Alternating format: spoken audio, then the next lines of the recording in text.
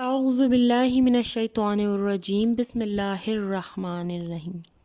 سورہ رحمان مدنی صورت ہے اور اس میں 78 آیتیں اور 3 رکوع ہیں۔ بس تم اپنے رب کی کون کون سی نعمتوں کو جھٹلاؤ گے؟ وہ رب ہے دونوں مشرقوں کا اور دونوں مغربوں کا۔ تو اے جنوں اور انسانوں، تم اپنے رب کی کس کس نعمت کو جھٹلاؤ؟ اس نے 2 دریا جاری کر دیے جو ایک دوسرے سے مل جاتے ہیں، ان دونوں میں ایک آڑ ہے، اس سے بڑھ نہیں سکتے۔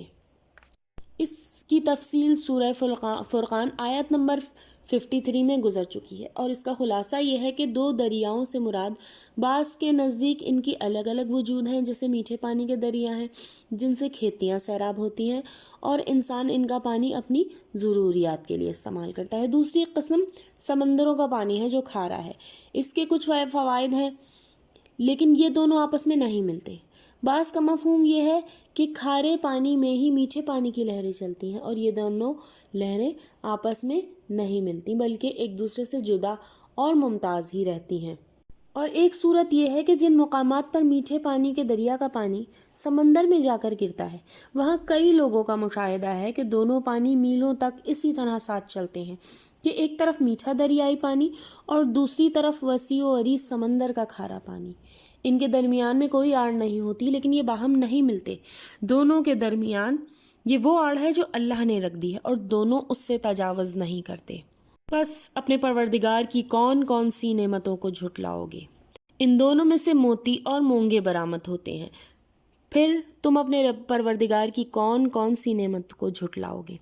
اور اللہ ہی کی ملکیت میں ہیں وہ جہاز جو سمندروں میں پہاڑ کی طرح بلند چل پھر رہے ہیں، جن کے ذریعے ہم سمندروں میں بھی نقل و حمل میں آسانیاں پیدا کر لیتے ہیں، اور یہ جو آسانیاں ہیں یہ کسی وضاحت کی محتاج نہیں ہیں، یہ اللہ کی ہی ایک عظیم نعمت ہے۔ پس تم اپنے رب کی کون کون سی نعمت کو جھٹلاؤ گے؟ زمین پر جو ہیں وہ سب فنا ہونے والے ہیں، صرف تیرے رب کی ذات ہے جو عظمت اور عزت والی ہے، وہی باقی رہ جائے گی۔ پھر تم اپنے رب کی کون کون سی نعمت کو جھٹلاؤ گے؟